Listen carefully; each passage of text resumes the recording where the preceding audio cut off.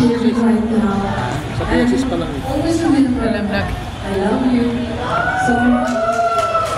Huling paabot na yan. She's Don Cecilio. Wala. Good evening. You know, Mama, there's a verse that says, every good and perfect gift is from above, coming down from heaven. And the Lord has really blessed you with so many gifts, and we thank you for sharing it to us and to the world.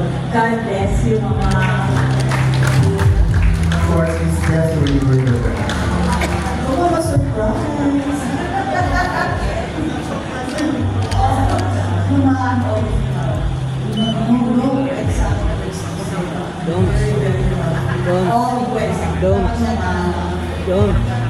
Don't talk. So, The director, mas skip na siya. more shows for next year and years to come. And the director, Raymond Villanueva. Now call to the Philippine Ambassador of Fashion has given his time and effort to make every Filipino beautiful. That is Rene Salud. And President, the CEO of MIFW, Mr. Bench Bell. Oh my God, sobrang thankful. Thank you, Mama, for letting us include. And Mama is not just famous here in the Philippines, but all over the world. So congratulations, Mama. Hey, Bench. The last is our honoree, the ambassador, the one and only Mr. Nelson. First of all, congratulations to Larry for mounting this very successful show.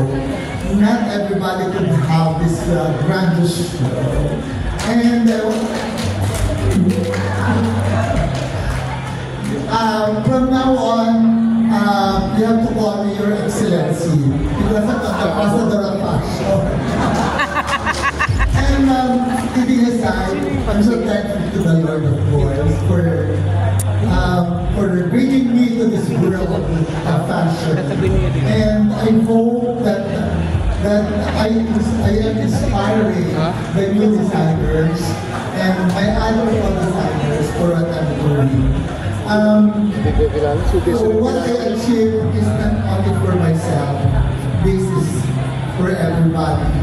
And what else can I say? But I hope God will give me more time so I could be of help, not only to my clients, not only to entertain my clients and to make them happy, but of course to give more jobs to my costureras and the other people who are involved in the fashion industry, like Lalay Madaran. the queen of Telas. But everyone, thank you so much for witnessing this event. I love you all, and believe me, from the bottom of my heart, I appreciate your coming over. To God be the glory.